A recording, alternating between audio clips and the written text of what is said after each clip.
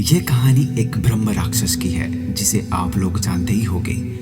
उस राक्षस का नाम है ब्रह्म राक्षस।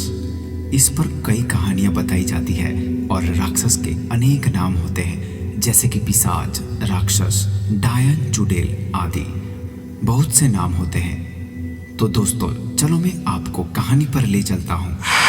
हमारे गांव में एक ब्राह्मण रहते हैं जिनका नाम दुर्जन सिंह है। दुर्जन सिंह को लोग दुर्जन जी कहकर बुलाते हैं। उनके घर से कुछ दूरी पर एक खेत था। उस खेत में एक बहुत बड़ा बरगद का पेड़ था। वह बरगद का पेड़ बहुत पुराना था।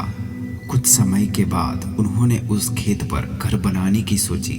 पहले वाला घर बहुत छोटा होने की वजह से उन्होंने खेत पर घर बनाने की सोची। उन्होंने उस बरगद के पेड़ को कटवाया, अपना घर बनवा लिया। कुछ दिन तो ठीक ठाक चला, पर कुछ दिन बाद दुर्जन जी बड़े परेशान रहने लगे। वह कभी पूजा करते और कभी नहीं। तो उनकी बीवी ने उनके बदले स्वभाव को देखकर पूछा, तुम आजकल पूजा क्यों नहीं करते हो और आजकल बदले बदले से रहने लगे हो? कभी तुम बच्चों को डांटते रहते हो, तुम्हें हुआ क्या है? दुर्जन जी के चेहरे पर मुस्कान आई और वह कहने लगे, मेरे घर को तोड़कर अपना घर तो बना लिया और इसे क्या पूजा करने के लिए कह रही हो? मैं ही तो भगवान हूँ, इसे पूजा करने की कोई जरूरत नहीं है। वो कभी दांत मीचते तो कभी बड़े प्यार से बोलते, तो कभी आंखें लाल तो कभी सही हो जाते। उनकी बीवी को शक हो गया कि जरूर किसी का साया है। बाकी वो ऐसे बात नहीं करते थे जैसे कि उनके अंदर दो लोग बोल रहे हो। तब उनकी बीवी ने उनको बिठाकर हनुमान चालीसा पढ़ने लगी। वो सोच रही थी कि अगर कोई होगा तो भाग जाएगा, पर दुर्जन जी पर उसका कोई असर नहीं पड़ रहा था। वह एकटक लगाए देखे जा रहे थे। उनकी बीवी काफी मंत्र और गायत्री मंत्र पढ़े। तभी दुर्जन जी की आंखें लाल हुई और कहने लगे, मैं किसी से डरने वाला नहीं हूँ और तू क्या समझ रही है? मैं इसे ऐसे नहीं छोड़ने वाला हूँ। तब तक उसका छोटा बच्चा वहां आ गया।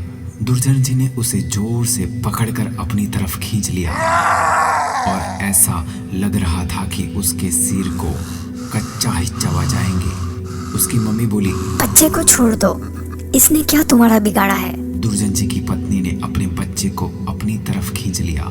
उसने फिर पूछा, तुम कौन हो और मेरे पति के अंदर क्यों आए हो? आप हमसे क्या चाहते हो? आप कौन हो? तब उसने कहा कि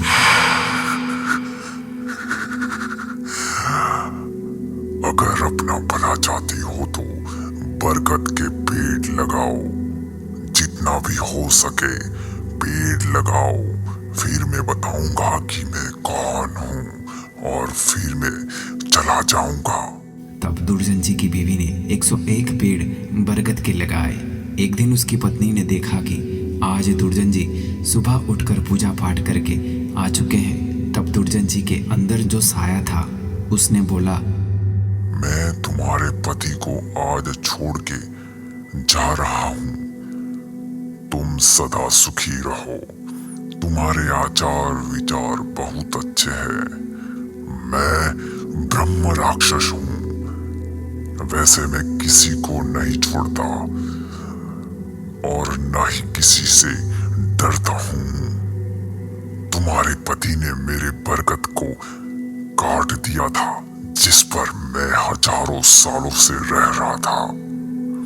मुझे गुस्सा तो आया, पर मैं तुम्हारी अच्छाई के कारण इन्हें छोड़कर जा रहा हूँ। तुम्हारे पति को छोड़कर जा रहा हूँ।